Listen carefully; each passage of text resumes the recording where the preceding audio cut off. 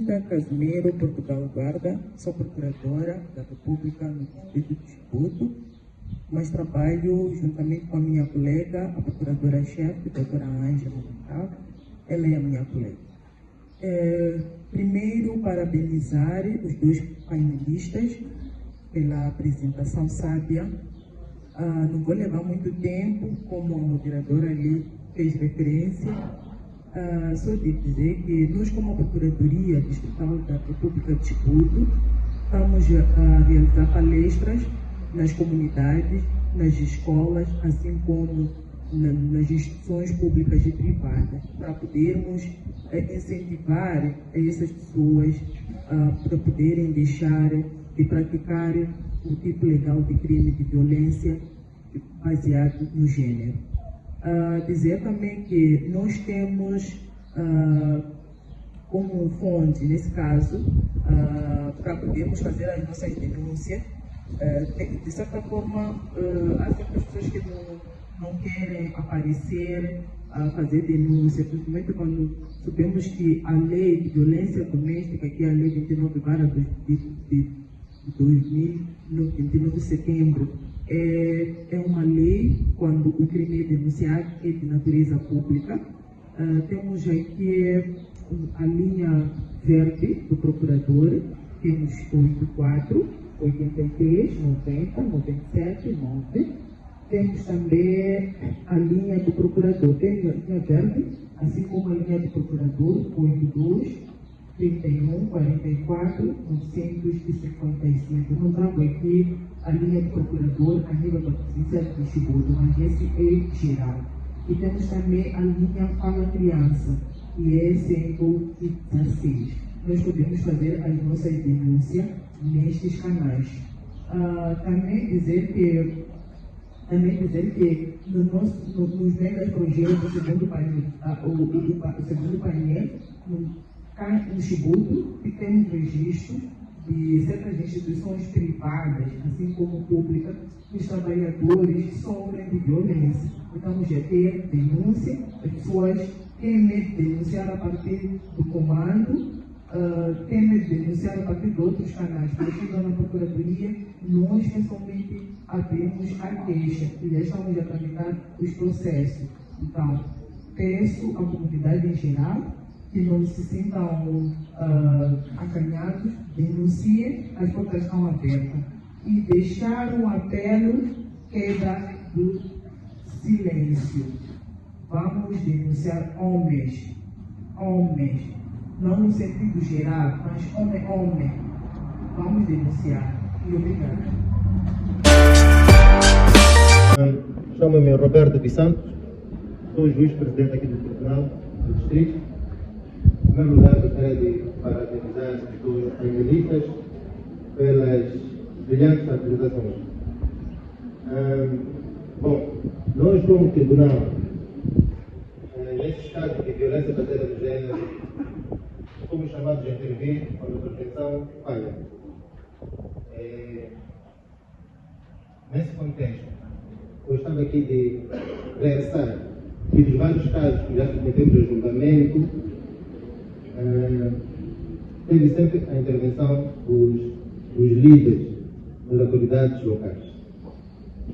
Então, isso demonstra já alguma consciência a nível das estruturas locais de denunciar essas práticas culturais contrárias à lei. Na terça-feira, tem um julgamento sobre essas questões, sobretudo uniões prematuras, em que estava a julgar duas mães. Uma delas teve aqui a valor de registrar, porque a filha dormia fora, uma menina de 16 anos. A mãe levou a menina, onde é que tu tens dormido? Foi em casa jovem, deixou a menina lá, a criança, 16 anos. E a mãe do jovem recebeu-la. Em pleno julgamento, a senhora diz que para ela deixar a filha na casa do jovem, onde foi orientado, estava a educar. Era para os filhos mais novos não enveredassem aquela prática. E a mãe do moço disse que recebeu, já era uma nora, devia cuidar dela, tudo mais. Não sabiam que estavam a cometer um crime. É o que alegaram. Mas o tribunal condenou mais 2 mais. E mais, a mãe da menina disse que ficou arrependida, mandou uma vizinha vir buscar a filha e a mãe do menino recusou. Quando pergunta a mãe do moço, diz, não, a menina que não quis voltar para casa. Então, eu fui para explicar que uma criança não tem capacidade de aceitar ou deixar de aceitar. Esse argumento de que um adulto namorou com uma criança, até conquistei, a criança aceitou, esse argumento não passa. Porque para nós, criança não tem capacidade de consentir ou não. Mesmo que tenhas conquistado, sim, mas criança não tem essa capacidade. Então, nós como tribunal aí é condenar. E tive um caso recente, estou a dar vazão em tipo processos, então, alguns desses casos estavam parados. Tive outro caso recente, em que a escola, também as escolas também gostavam de deixar aqui claro, as escolas também podem ter um papel fundamental no combate à união prematura. A escola liga para um líder, todo ele tem a vida que, fim das férias, não regressou à escola. O líder foi em casa da menina, procurou saber, teve informação de que a menina estava em casa do adulto, como esposa. Fez um trabalho, a menina voltou para casa, mas por detrás, os pais da menina ficaram a receber um louvor sobre a tal rapariga. Só que até a data de julgamento, o pai da rapariga, que era para ser julgado, já havia falecido. Então, penso que essa questão de violência baseada na mulher, sobretudo nas formaturas, penso que um dia vai ficar para a história, porque entendo que já existe uma consciência. Sobre os crimes de violência doméstica, são um dos meios de crime que mais julgamos aqui no distrito. E, sobretudo, queixas em que vítimas são mulheres. Estava-se a falar que os homens não apresentam queixas, é verdade. Não lembro mesmo. Foi no caso que julguei que o homem era vítima, não lembro. Mas as mulheres, todas as semanas, quase todos os julgamentos de violência doméstica, as vítimas são mulheres. E os homens do julgamento dizem, mas ela também me bateu. Mas senhor, por que o senhor não apresentou queixa? Está a dizer aqui ao juiz, em plena sessão, por que não apresentou queixa? Não, eu não achei necessário. Então, vamos julgar aqui em que a sua esposa diz que o senhor é que bateu. Então, meus senhores, há anos atrás era difícil. As senhoras levavam porrada, mas não puxavam. Mas hoje em dia, uma chapada do homem, as senhoras estão a correr. Temos vários casos de violência e questão física realizada pelos homens. Então, é uma questão de consciência. Eu penso que cada vez mais o nível de consciência das mulheres, dos líderes, está elevado. Muitos casos começam a liderança, sobretudo uniões prematuras atualmente. Os líderes, os processos que temos recebido. Basta tomar conhecimento que há uma criança que está no lar. Meritíssimo juiz, mais um minuto para privilegiar a intervenção dos demais. Obrigado. Sei que a autoridade me perdoa por isso. Obrigado. Então, queria deixar essa contribuição e dizer que nós, como tribunal, estamos a realizar julgamentos sobre essas questões e a condenar. Também estou para acrescentar um papel muito bom que é feito nos hospitais e pela polícia, em que essa prática é realizada. Em que alguém chega, vem fazer uma agressão, sempre ordenam, vai primeiro à polícia. Então depois é que receber tratamento. Porque muitas mulheres também vêm ao tribunal, mas eu não apresentei queixa. Mas os crimes de violência baseada no gênero são crimes públicos, qualquer pessoa que tomar conhecimento é sobre denunciar a polícia ou a procuradoria. Muito obrigado. Obrigada.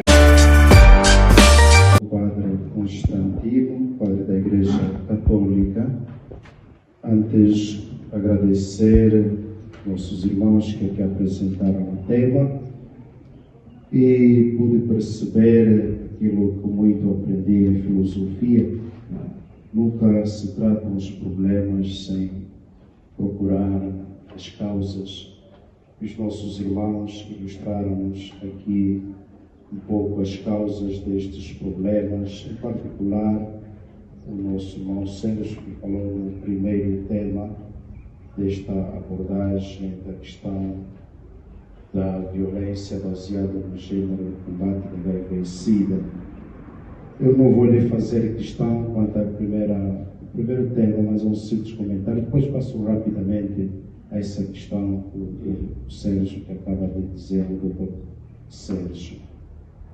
De facto, quando o doutor Sérgio, no primeiro tema, falava sobre a questão da violência sexual e das crianças, no último ponto falou dos fatores protetores e que um dos fatores que ele citou aqui foi incentivar as crianças e adolescentes para usar o método contraceptivo.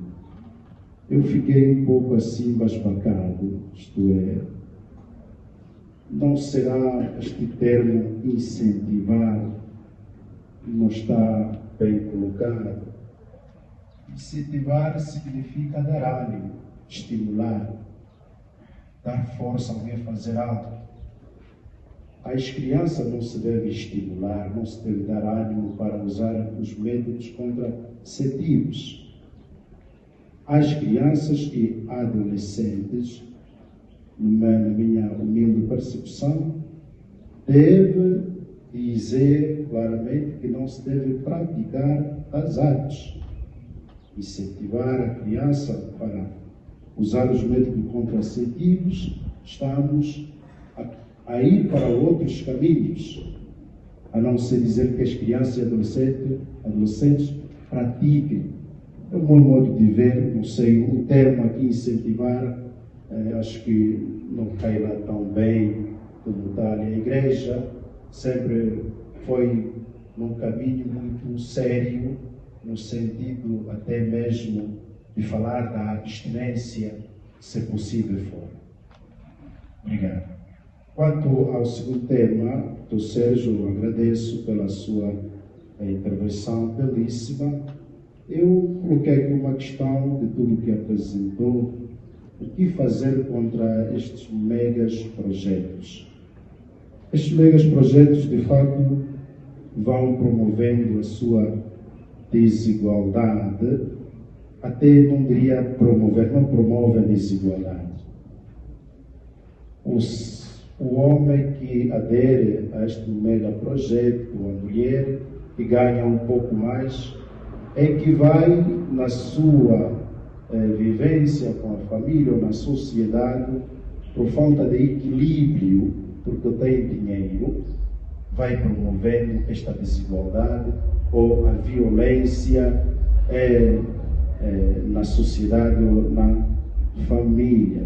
No entanto, estes megas projetos se falham, penso que a questão às vezes da falta mesmo do cumprimento das leis, na sua seriedade, profundamente falando, o assédio sexual nas empresas, estes responsáveis também diria que têm um desequilíbrio. É um desequilíbrio, de facto, isto aqui, porque a fiscalização existe, mas também está na base a própria corrupção, que faz com que não se cumpram realmente as leis e se concretizam ou banir estes problemas que acontecem nas instituições. Obrigado. Obrigada, senhor padre. Meu nome é Laura Figueiredo, trabalho numa instituição privada, projeto tema animal com gestão de linha de energia.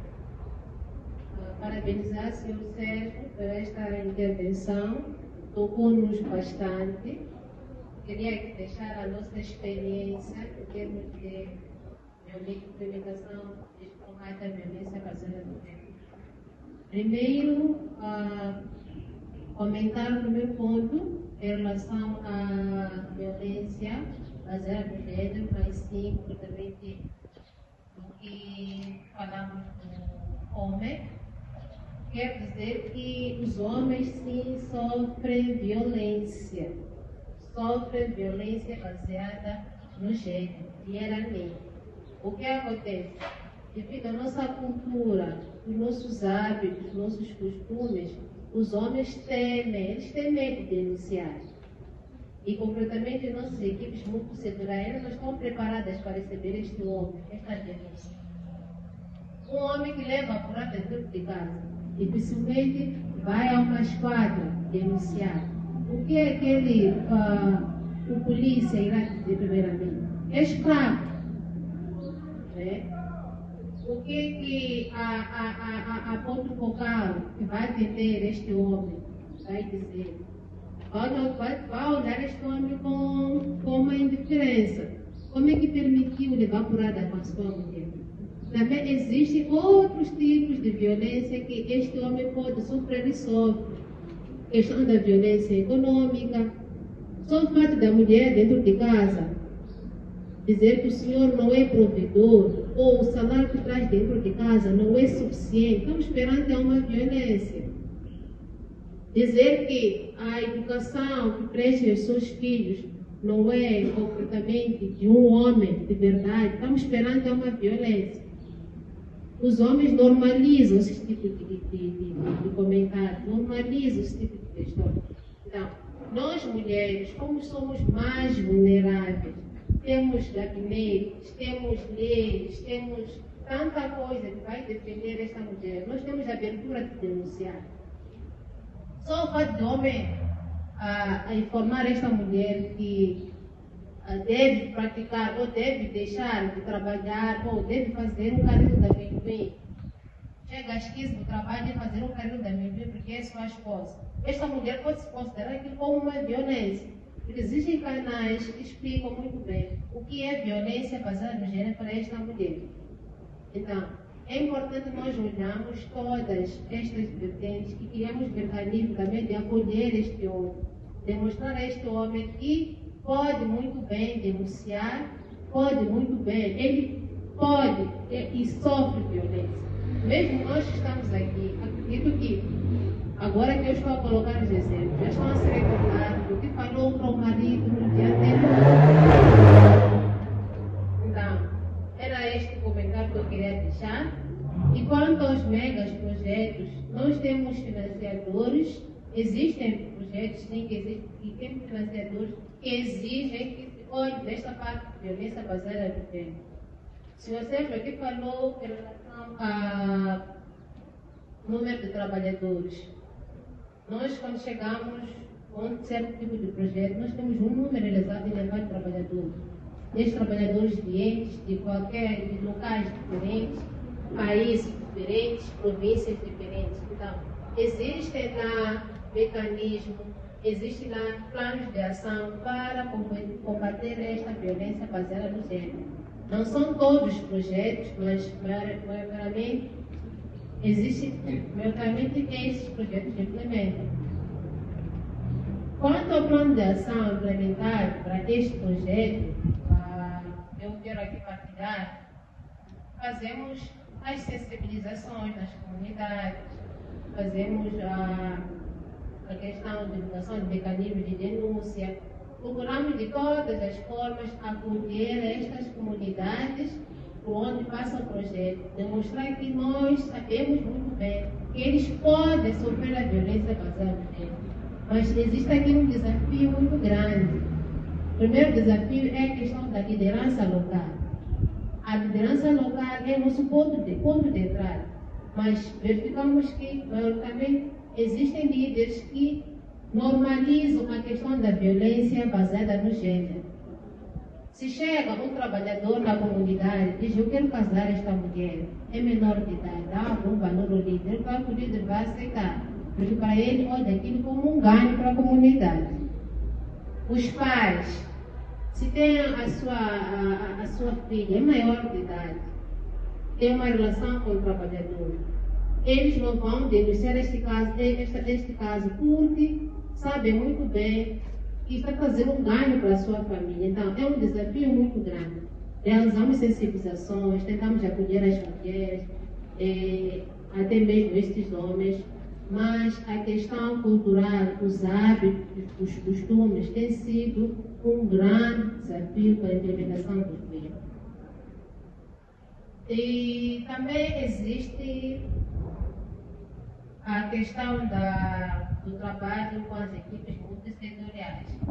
É importante que, sempre que existam parceiros, é importante que as unidades sanitárias, o SDS+, trabalhem em colaboração com esses parceiros. Nestas rondas que nós fazemos, nós verificamos que em algumas unidades sanitárias não existem kits suficientes para atendimento das vítimas de violência baseada no gênero. Como é que uma sobrevivente já denunciou vai permanecer naquela unidade sanitária, vai se sentir acolhida se não existe a questão do atendimento psicossocial? Ela retorna a casa depois de sofrer essa violência e não tem acompanhamento deste ponto focal da unidade sanitária. Então, é importante nós também, das equipes multissetoriais, do SDS+, tentar perceber o que está por detrás do elevado número de violência baseada no gênero. Nós, como setor privado, como da área de implementação dos coisas, nós fazemos a nossa parte. Mas a nossa parte é limitada, porque nós buscamos verificar a questão da violência consoante os trabalhadores existentes na comunidade. Mas nós chegamos lá na comunidade, já existem situações de violência. Qual é o plano de ação que o SDS+, ou o governo tem em relação a estas famílias sobreviventes? Então, é importante nós verificarmos isso e tentar trabalhar em consonância com esses parceiros. Existem aqui projetos, aqueles que fazem e desfazem. Não existe a implementação da questão da violência baseada no gênero. Temos o projeto das areias pesadas. O projeto das areias pesadas é só implementação. Será que dentro daquela instituição, daquela empresa, existe equidade de gênero, existe igualdade? São contratadas mulheres naquele local? Se são contratadas mulheres, será que essas mulheres não sofrem assédio naquele local? O que o governo faz para responder a estas situações? É mais ou menos isso que eu tinha por contribuir. Se tiver mais alguma insistência ou algo que tenha falado que requer mais explicação, estou ao dispor. Muito obrigada. Obrigada pela sua intervenção. Vamos... Das colocações que aqui foram feitas, na sua maior parte foram comentários, sugestões e contribuições. Acho que fazem parte de questões, são as questões aqui colocadas por Jackson, tanto que fazia a questão de como podemos combater, penso que a violência antes de acontecer, fundamentava de que a denúncia, tanto a seu ver, não era suficiente, tanto era necessário que se encontrasse outros mecanismos, mas, dando resposta a esta colocação, importa referir que a denúncia continua sendo o melhor mecanismo. Por quê? Porque ninguém escolhe antes de ser violentado. Ainda que nós tenhamos a informação necessária, consigamos nos precaver consigamos andar na direção certa, não podemos controlar a terceiros. Por isso que a denúncia continua sendo o mecanismo mais assertivo, não é? Eu posso ter a informação de como a violência tanto acontece, desenvolver os mecanismos de prevenção, mas posso não controlar a outra pessoa que vai tanto desenvolver esse comportamento contra mim. Daí que a denúncia continua sendo o melhor mecanismo. Outro mecanismo é desenvolver também a informação, não é? De como essa denúncia deve ser conduzida para que encontre eco nas instituições tanto de direito. Outra questão que também faz menção o Jackson é se a responsabilidade social é obrigatória.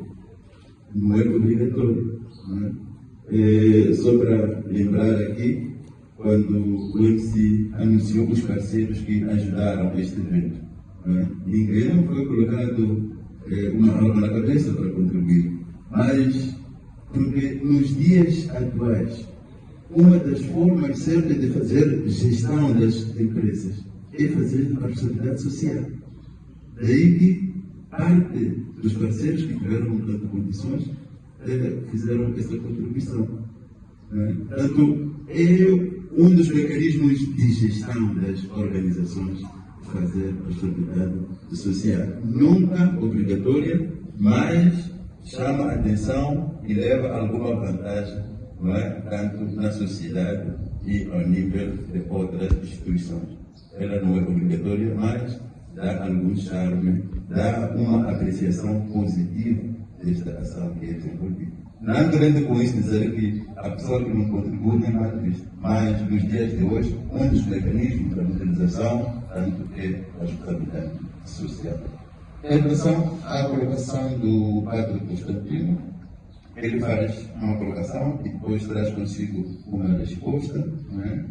Quando falava dos megaprojetos, falou do facto que havia alguns constrangimentos na gestão destes, mas que depois ficou a ficar que era necessário, ou um dos problemas, um dos males que recai sobre esta ação era a questão da corrupção. Então já foi respondida por si só e agradeço tanto por esta contribuição. De facto, nos dias que correm, não sei se é uma forma nossa de ser estar, mas a questão da corrupção está ganhando tanto alguma notoriedade, mas também as leis estão cercando estes marcos para erradicar. E também saudar aqui as contribuições. Eu tenho problemas dos prefixos, se é meritíssimo ou digníssimo juiz, tanto que também deixou ficar aqui a sua contribuição sobre os casos que estão sendo julgados e que promete que nos dias que se avizinham poderá de facto erradicar este mal. E também as linhas que foram aqui deixadas pela digníssima procuradora, tanto das quais nós podemos recolher para fazer a denúncia. Também saudar a Pedro Wamba, tanto que faz esse comentário atencioso sobre a sua visão em relação a essa temática.